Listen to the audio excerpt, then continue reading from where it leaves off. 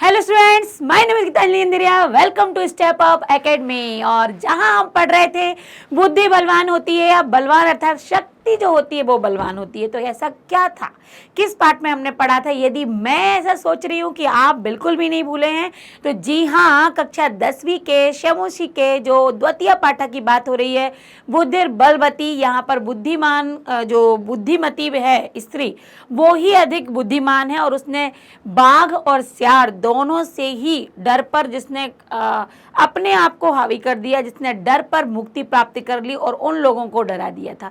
तो याद आया होगा आपको पाठ, और मैंने आपसे कहा था कि पाठ तभी पूर्ण होगा जब पाठ के अभ्यास आप लोग करेंगे। तो आपका इंतजार हुआ समाप्त, क्योंकि आज मैं लेकर आई हूँ उसी पाठ के अभ्यास। तो देखिएगा, बुद्धिर बलवती सदा द्वितीय पाठ के प्रश्न अभ्यास। पहला प्रश्न है, लेकिन किसका? एक पदेन उत्तरम लिखत, एक पद में ही उत्तर देना है, अर्थात एक शब्द में उत्तर देना है। बुद्धिमती कुत्र व्याघ्रम ददर्श। बुद्धिमती कुत्र अर्थात कहाँ बाघ को देखती है। तो कहाँ उसने बाघ को देखा था? तो जंगल में देखा था। तो कानने, गहन कानने, गहन कानने का अर्थ होता है घने जंगल में। चूंकि यहाँ पर कुत्र का प्रयोग हुआ है, कुत्र जहाँ भी आता है वहाँ स्थान की बात होती है, सप्तमी विभक्ति का प्रयोग होता है और कानन की सप्तमी कानने है, तो गहन कानने, ये आपका सही उत्तर होगा। अगला प्रश्न है, भामिनी कया विमुक्ता। जो रूपवती स्त्री है वो कया अर्थात किसके द्वारा मुक्त हुई?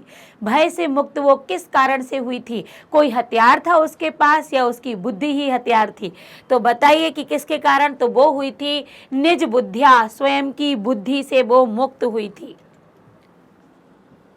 जैसा भी प्रश्नवाचक शब्द आता है उसके अनुसार ही उत्तर देना पड़ता है, अर्थात उसी विभक्ति का प्रयोग करके। सर्वदा सर्व कार्येषु का बलवती, हमेशा सभी कार्यों में का बलवती। कौन बलवान है? सभी कार्यों में कौन निपुण होती है? तो बलवती मतलब स्त्री की बात की गई है। तो यहाँ पर बुद्धि इकारांत स्त्रीलिंग है, इसलिए यहाँ पर बुद्धि ही लिखा जाएगा कि हर सभी कार्यों में बुद्धि जो है वो बलवान होती है। व्याघ्रा कस्मात बिभेति। बाघ किससे डर जाता है? बताइए, बाघ किससे डर गया था? तो बाघ तो उस स्त्री से ही डरा था ना, मानुषात। यहाँ पर स्त्री अर्थात मनुष्य। तो बाघ जो है वो कस्मात बिभेति, तो मानुषात। जब सियार ने पूछा था कि अरे ये तो आश्चर्य की बात है कि तुम मनुष्य से डर गए, तो ये उसी पंक्ति में उत्तर आया है, मानुषात बिभेति। अगला प्रश्न है, प्रत्युत्पन्न मति ही बुद्धिमती किम आक्षिपंती उवाच। जो शीघ्र ही जिसकी बुद्धि काम कर जाए ऐसी बुद्धिमती आक्षिपंती उवाच, मतलब उंगली का इशारा करते हुए क्या कहती है? तो क्या कहा था? सॉरी, किसको इशारा करती है? काम अज, मतलब किसको इशारा करिए? तो श्रृगालम या जम्बूकम, आप कोई भी एक उत्तर यहाँ पर लिख सकते हैं, क्योंकि उसी को वो इशारा कर रही थी उंगली के द्वारा। अधोलिखिता नाम प्रश्नानाम उत्तराणी संस्कृत भाषया लिखत। संस्कृत भाषा में आपको उत्तर देना है और पूरे प्रश्न का उत्तर अर्थात एक पद में नहीं, पूर्ण वाक्य में देना है। बुद्धिमती केन उपेता पितुगृहम प्रति चलिता। बुद्धिमती केन मतलब किसके, उपेता मतलब साथ में, पिता के घर को जाती है। किसके साथ गई थी वो? तो वो गई थी अपने पुत्रों के साथ। देखिए यहाँ पर बुद्धिमती पुत्र द्वयोपेता पितुर्गृहम प्रति गच्छति या चलिता, वो अपने दो पुत्रों के साथ पिता के घर की ओर जाती है। पुत्र द्वयोपेता लगाना है आपको। व्याघ्र किम विचार्य पलायतः। बाघ क्या सोचकर पलायन कर जाता है, भागता है? क्या सोचता है? कि कोई बाघ को मारने वाली यहाँ पर आ चुकी है। तो यम कदाचित व्याघ्र मारी इति विचार्य व्याघ्र पलायिता, सॉरी, इयम कदाचित, ये शायद, ये काचित, ये कोई बाघ को मारने वाली है, ऐसा विचार करके शेर पलायन कर गया। मतलब शेर यहाँ पर बाघ क्या हो गया? भाग गया।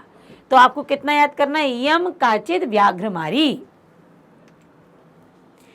अगला है, लोके महतो भयात कहा मुंचते। लोके मतलब संसार में, महतो मतलब बड़े, भयात मतलब डर से, कहा मुंचते मतलब कौन मुक्त होता है। तो कौन मुक्त होता है? जो कि कैसा होता है? जो कि बुद्धिमान होता है। तो लोके महतो भयात् बुद्धिमान मुच्यते, मतलब जो बुद्धिमान होगा वो संसार के बड़े से बड़े डर से भी मुक्ति प्राप्त कर लेगा। तो आपको एक ही शब्द रखना है, लेकिन रखना पूरी पंक्ति में है, बुद्धिमान। अगले प्रश्न की ओर चलते हैं। जम्बुकः किं वदन् व्याघ्रस्य उपहासं करोति, मतलब जम्बो क्या बोलकर बाघ का उपहास करता है, मजाक उड़ाता है। क्या कहता? अरे आप तो मनुष्य से भी डर गए। जम्बू का कुत्ता भयात पलायता, कहाँ भागे जा रहे हो? अच्छा, इतना कह के उपहास उड़ाता, कहाँ भागे जा रहे हैं आप? बाघ हो के आपको भी डर लगता है। इति वदन व्याघ्रस्य जम्बुका व्याघ्रस्य उपहासम करोति। इतनी पंक्ति हमको मुख्य तौर पर याद करनी है। भवान कुतः पलायतः, कुतः भयात पलायतः, आप कहाँ डर से भाग रहे हैं? अगला प्रश्न है। बुद्धिमती श्रृगालम किम उक्तवती, बुद्धिमती श्यार से क्या कहती है? क्या कह रही थी कि तुम मुझे पहले तो दो बहुत लाके दिए, अब तुम एक ही लेकर आए। तो बुद्धिमती श्रृगालम उक्तवती यत् त्वा मह्यम पुरा त्रय व्याघ्रम त्रय दत्तम, पहले तुमने मुझे 3 बाघ दिए। विश्वासस्य यासी इति अधुना वद, और आज एक ही अब बोलो, ऐसा कैसे किया? तो ये पंक्ति आपको याद करनी है कि त्वा मह्यम पुरा व्याघ्रत्रयम दत्तम विश्वासस्य यासी अधुना वद, आज ऐसा बोलो। तो ये आपको याद करना है। अब यहाँ पर अगला प्रश्न ये है कि स्थूल पद्माधृत्य, मतलब जिस पर आपको अंडरलाइन है, अंडरलाइन आपको पेपर में आएगी, यहाँ मैंने बोल्ड किया हुआ है। नाम राजपुत्र बसती, इसमें वहाँ राज सिंह नाम का राजपुत्र रहता था। तो राज सिंह को जो शब्द दिया हुआ है, इसकी जगह प्रश्नवाचक शब्द लगाना है। चूंकि यहाँ पर ये पुल्लिंग है, एक वचन है, तो आप खुद ही सोच सकते हैं कि यदि हम किम के शब्द रूप की तरफ बढ़ते हैं तो यहाँ पर हम प्रश्न निर्माण का उपयोग क्या करेंगे? तो यहाँ पर किम का प्रयोग करेंगे कि किम किस नाम का राजा यहाँ पर क्या था? अगला है बुद्धिमती चपेटिया। चपेटिया में विभक्ति देखिए कौन सी है? चपेटिया में है चाटे के द्वारा पुत्र को मारती है चपेटिया। या को ज्यों का त्यों रहने देते हैं। तो आप सोचिए कहाँ आता है या? तृतीया में, स्त्रीलिंग में यदि हम बात करें तो या आता है तृतीया में, अर्थात कया आएगा चपेटिया के स्थान पर कया। ये आपको क्या करना पड़ेगा? ध्यान देना पड़ेगा विभक्ति कौन सी है। तो प्रश्नवाचक वैसी आएगा। व्याघ्रम दृष्टा धूर्तः श्रृगालः अब्दत, व्याघ्रम बाघ को देखकर धूर्त दुष्ट स्यार बोला। तो व्याघ्रम व्याघ्र आया है तो द्वितीय विभक्ति व्याघ्रम। यदि हम कहा कऊ कम की बात करें तो यहाँ पर कम आएगा, कहा कऊ के कम कऊ कान। किम के पुल्लिंग में द्वितीय एक वचन कम होता है, तो यहाँ पर व्याघ्रम के स्थान पर कम का प्रयोग होगा। और प्रश्नवाचक चिन्ह लगाना ना भूलें। त्वम मानुषात बिभेसी, तुम मनुष्य से डर गए। और जब हम डरते हैं तब हम दूर होते हैं। तो जब हम किसी से डरते हैं, दूर होते हैं, तो उस स्थान पर या उस व्यक्ति पर क्या लगता है? पंचमी का प्रयोग होता है। तुम मनुष्य से डर गए मतलब मनुष्य से दूर आ गए। तो मनुष्य की बात की गई है, तो मनुष्य में यहाँ पर मानुषात है तो कस्मात का प्रयोग होगा, अर्थात पंचमी का प्रयोग होता है। आगे बढ़ते हैं। अगला देखते हैं। पुरा त्वया मह्यम व्याघ्रत्रयम दत्तम, पहले तुम्हारे द्वारा मेरे लिए 3 बाघ दिए गए। तो मेरे लिए चतुर्थी का प्रयोग है मह्यम में, और मह्यम मेरे लिए या हम से बना अस्मत् से लिया गया है। तो मह्यम के लिए आप किसका प्रयोग करेंगे? कसमई, क्योंकि मेरे लिए यह स्त्री ने अपने लिए बात की है, इसलिए कसमई का प्रयोग होगा।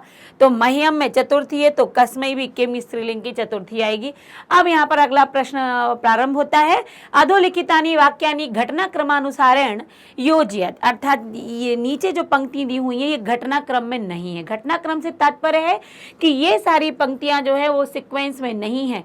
कौन सी पंक्ति पाठ में पहले आई है, कौन सी पंक्ति उसके बाद आई है, फिर उसके बाद आई है, इसको हमें क्रम से लगाना है। इसको कहते हैं घटनाक्रम, अर्थात पहले कौन सी घटना घटी, फिर कौन सी, फिर कौन सी, फिर कौन सी। तो देखिएगा, व्याघ्र मारी यमिति मत्वा पलायता, बाघ को बाघ मारने वाली समझकर, मतलब लड़की औरत को बाघ ने बाघ मारने वाली उसको समझकर वहां से भाग गए, तो बहुत बाद में हुई थी। प्रत्युत्पन्न मति सा श्रृगालम आक्षिपंती उवाच, ये भी बहुत एंड की बात है। जम्बो कृतोत्साह व्याघ्र पुनः कानम, ये भी बात की बात है कि दोनों साथ में आए थे। मार्गे सा एकम व्याघ्रम अपश्यत, बिल्कुल मार्ग में एक बाघ देखा था, पर उससे पहले कुछ और आ रहा है क्या? व्याघ्रम दृष्टवा, ये भी नहीं। बुद्धिमती पुत्र द्वयन उपिता, ये हो गया कि वह अपने पुत्र के साथ अपने पिता के घर जा रही थी। तुम व्याघ्र तुम प्रतिज्ञा एकमेव आनीतम, है ना, तो ये भी नहीं है। अब वो पिता के घर जा रही थी और रास्ते में उसको क्या मिला? एक बाघ मिला। बाघ को देखकर वह पुत्रों को मारते हुए बोली थी कि तुम्हें तो बाघ खाना है, आगे दूसरा देखेंगे। फिर उसने क्या सोचा था कि व्याघ्र मारी, ये हम आ चुकी है जो कि मार रही है और ये बाघ को मारने वाली है। फिर उसके बाद क्या हुआ था कि बुद्धिमती, इसके बाद उसने अपने लेकर आया था किसको? अपने मित्र बाघ सियार को।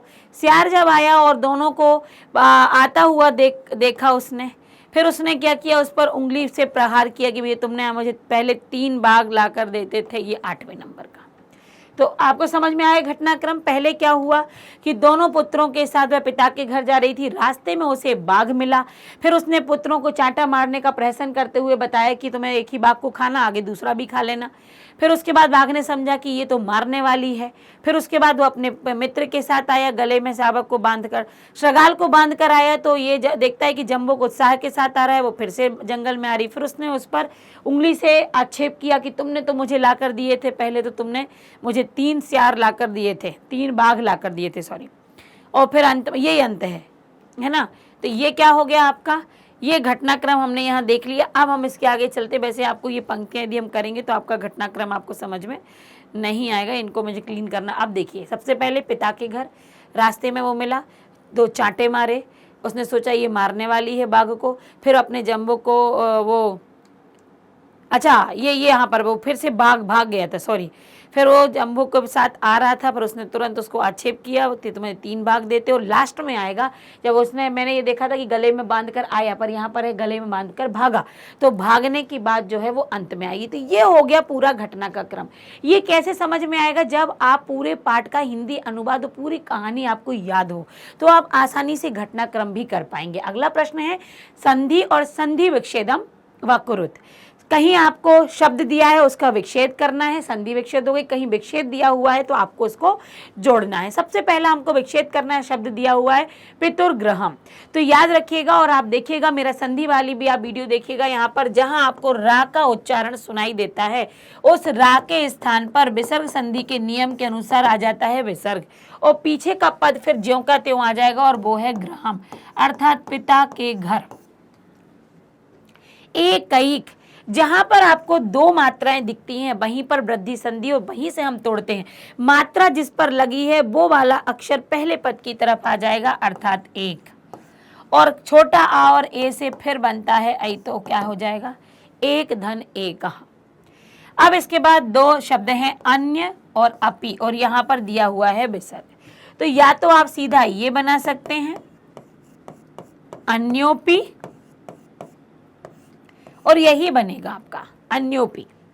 इसके बाद इति में ई और इसका ऊ, तो मिलके बना यू, और ई हो गई पूरी। फिर ता अकेला बच गया, ता को किया आधा, यू लगाया बीच में, और पीछे का कित्वा, क्योंकि या तो या में यू जुड़ चुका है, तो इत्युक्त्वा। यत्र और आस्ते, यत्र में छोटा आ लगा है और यहाँ पर बड़ा आ है, मिलके बड़ा आ होगा, अर्थात त्रा में क्या लगेगी? बड़े आ की मात्रा, तो ये हो जाएगा यत्रास्ते। अब देखिएगा, आपने समझ लिए हैं। अब यहाँ पर आइए, आपको ज्यों का त्यों मिलेगा। देखिए अन्योपि, फिर 1 और ए कहा, पितुः, फिर ग्रहम, फिर इत्युक्त्वा, यहाँ देख रहे हैं आप, और यत्रास्ते आपने देखा। तो ये नियम क्या है? संधियों के नियम है। यण संधि, वृद्धि संधि, दीर्घ संधि, यहाँ पर इन संधियों का प्रयोग है। तो आप संधियों को वैसे तो आप देख पा रहे होंगे, क्योंकि आपने क्या देखा? वृद्धि में 2 मात्राएं हैं, रा की रेफ है तो हम विसर्ग संधि को लेते हैं, अवग्रह लगा हुआ है, विसर्ग लगा हुआ है, ओ की मात्रा लगा देते हैं। यण संधि का प्रयोग है। संधि का वीडियो देखेंगे, आपको सारे नियम समझ में आ जाएंगे। अब यहाँ पर कुछ शब्द दिए गए हैं जिनके ब्रैकेट में 2-2 अर्थ दिए गए हैं। आप पहचानना है कि पाठ के अनुसार किस अर्थ का प्रयोग यहाँ पर उचित रूप से किया गया है। अधोलिखिता नाम पदानाम अर्थम कोष्ठ का चित्वा लिखा ददर्श। ददर्श का क्या अर्थ है? दृष्टवान या दर्शितवान? तो दर्शितवान तो नहीं, लेकिन दृष्टवान तो होता है शब्द। ये जगाद, जगाद यहाँ पर बोलने के लिए बोला गया है, तो अगच्छत नहीं अकथ्यत है, बोलने के लिए यहाँ पर जगाद का प्रयोग हुआ है। यौ यहाँ पर दो लोगों के लिए नहीं बल्कि जाने के लिए यौ का प्रयोग हुआ है, तो गतवान। अतुम, यहाँ पर अतुम खादितुम के लिए आया है कि खाने के लिए होती है। मुंचते अर्थात मुक्तो भवती, छोड़ देना। इक्षते, इक्षते यहाँ पर हम इक्षते जरूर बोलते हैं इच्छा वाला, लेकिन यहाँ पर पश्च वाला है, तो यहाँ पर देखिएगा आप अगला, ये आपको कैसे पता होंगे जब आप यहाँ पर पाठ में, मैंने आपसे कहा था कक्षा 10वीं में आपको बहुत सारे ऐसे शब्द मिलेंगे, ऐसे शब्दों का प्रयोग होगा जो आपने पिछले पाठों में या पिछले कक्षाओं में नहीं पढ़ा है। तो उन शब्दों का प्रयोग, उनका अर्थ हमें बहुत अच्छे से याद रखना है। ददर्श का देखिए दृष्टवान, जगात का अकथ्यत, यौ गतवान, अत्तुम मतलब खादितुम, मुंचते अर्थात मुक्तो भवती, मुक्त होता है। एक क्षते का यहाँ पर ध्यान रखना, एक शामी से नहीं होगा, यहाँ एक क्षते का अर्थ पश्यति से है। परिवर्तित अर्थ तो है ही, पर्यायवाची शब्द है जिसको हमें ध्यान रखना है। पाठा चित्वा पर्याय पदम लिखत, अब आपको पाठ से ही चुनकर पर्याय पद लिखना है। क्यों ऐसा लिखा है? जिससे आप नवीन शब्दों का अर्थ पहचान पाएं। वनम के लिए कौन सा शब्द आया है? तो काननम आया है। याद है आपको, काननम का प्रयोग दिया है। अच्छा, यहाँ पर सारे आ जाएंगे, हम एक बार क्या करते हैं वहीं के वहीं कर लेते हैं। वनम का जो दिया है काननम दिया हुआ है। यदि हम पाठ पर जाते हैं, पाठ के प्रश्नों को देखते हैं तो वहां आप देखिए काननम का प्रयोग हुआ है। श्रगाला के लिए एक और शब्द आया है जम्बू कहा। शीघ्रम के लिए एक और शब्द आया है सत्वरम, बिल्कुल आपके पाठों के हैं। पत्नी के लिए आया है एक शब्द भार्या। गच्छसी के लिए यौ आया है का प्रयोग हुआ है। अब देखिए जरा क्या आपके पाठ के अकॉर्डिंग ये सही है। अच्छा, यासी का प्रयोग आया है, चूंकि यौ दो लोगों के लिए और गच्छसी आपका एक के लिए है, तो यहाँ पर यासी का प्रयोग होगा, बिल्कुल सही। काननम, जम्बुकम, सत्वरम या तूर्णम और भार्या पत्नी के लिए प्रयोग हुआ, और गच्छसी सी दिया हुआ है तो यहाँ पर यासी का प्रयोग होगा। यदि दो लोगों की बात होती तो यौ का प्रयोग हो जाता, बिल्कुल सही है। अब देखिए यहाँ पर अगला जो है, उस अभी आपसे विलोम पूछे थे, पर्यायवाची पूछे थे, अभी विलोम विपरीतार्थक शब्द पूछे हैं। तो प्रथम का और आपको पाठ से ही चुनकर लिखना है। तो प्रथम का द्वितीय था, उक्तवा। अब प्रथम के लिए देख लीजिए आपको, फिर यहाँ पर पूरा आएगा, रुकिए। प्रथमा, और प्रथमा का कहीं भी अपरम भी होता है, लेकिन यहाँ पर आया है द्वितीय का प्रयोग दिया हुआ है। उक्तवा कहकर, तो यहाँ पर जगात का भी प्रयोग हुआ है। और देखिएगा अगर दूसरा शब्द आता है तो अधुना, अधुना सांप्रतम, अधुना का प्रयोग यहाँ पर एव के, अधुना का तो अधुना ही प्रयोग हुआ है। अवेला, अच्छा विलोम लिखना है, सॉरी, उक्तवा का जगात नहीं, उक्तवा और श्रुत्वा, अच्छा विलोम लिखना है, ध्यान रखिएगा। अधुना तो पुरा पहले, अवेला तो वेला, फिर है बुद्धिहीना, तो जो पत्नी का नाम था, बुद्धिमती, बुद्धिहीना मतलब बुद्धि से अपूर्ण या बुद्धि से दूर, ये हो गया बुद्धिमती अर्थात बुद्धि से पूर्ण। तो अब यहाँ पर देखिए आपको क्या जो पर्यायवाची दिए, जो विलोम दिए गए वो सही है। पुरा, पश्चात, बेला, बुद्धिमती और द्वितीय बिल्कुल करेक्ट हैं। ये आपके पाठ से, आपने पाठ पूरा पढ़ा है इसलिए आप इसके विलोम भी छाट पाए और इसके विपरीतार्थक पद भी आपने देखे हैं। तो यहाँ पर देखिए कि आपका पूरा पाठ समाप्त हो गया। अब आप कह सकते हैं कि द्वितीय पाठा बुद्धिर बलवती आपने कंप्लीट पढ़ लिया। पहले आपने पाठ को समझा, पैराग्राफ को समझा, शब्दार्थों को आपने देखा, अंदर आने वाले जो शब्द थे उनको आपने बहुत अच्छे से देखा, और उसके बाद आपके अगले वीडियो में आपने क्या देख लिया? अभ्यास। इसमें आपने विलोम भी देखे, समानार्थी शब्द देखे, संधियों का भी प्रयोग देखा, घटनाक्रम भी आपने देखा, एक पदेन, पूर्ण वाक्यन, सभी का आप बहुत अच्छे से अभ्यास कर पाए। तो यदि इन पाठों से संबंधित आपको एमसीक्यू दे दिए जाते हैं तो मुझे ऐसा विश्वास है कि आप कर लेंगे, क्योंकि आपने पाठ में देखिए जब भी एमसीक्यू बनते हैं तो इन पाठों के ग्रामर भाग से बनते हैं। और ग्रामर आपने अभी पढ़ा, विलोम बताइए, आप समानार्थी बताइए, संधि बताइए, और घटनाक्रम तो आपको मध्य से पूछ सकते हैं और किसी भी पाठ से पूछा जा सकता है। ये जरूरी नहीं है कि यदि जिस पाठ में दिया गया है पेपर में उसी पाठ से आएगा, तो ऐसा नहीं है। तो घटनाक्रम का अभ्यास आप हर पाठ के साथ कीजिए। तो यहाँ पर हमने पाठ पाठ को समाप्त कर दिया है। पाठ का अभ्यास आप करते रहिए। यदि आपने साथ में इस वीडियो को छोड़ा हुआ है तो आप बाद में से पूरा कर लीजिए, क्योंकि पाठ यदि आप बीच में छोड़ देंगे तो समझना मुश्किल हो जाता है। एक बार में आप पाठ पढ़ेंगे, दोनों वीडियो को देखेंगे, पाठ आपका कंप्लीट हो जाएगा और जिस दिन इसके MCQ करवाए जाएंगे तो मुझे ऐसा विश्वास है कि आप पूरा कर लेंगे और आपकी ग्रामर भी यहाँ से मजबूत होती चली जाएगी। तो जब ये जो पाठ हमने कंप्लीट किया तो अगले पाठों का इंतजार बनाए रखिएगा, क्योंकि अगले पाठ भी आपके सामने बहुत जल्दी ही प्रस्तुत होने वाले हैं। तो उसके लिए बने रहिएगा आप हमारे चैनल के साथ। Thank you so much.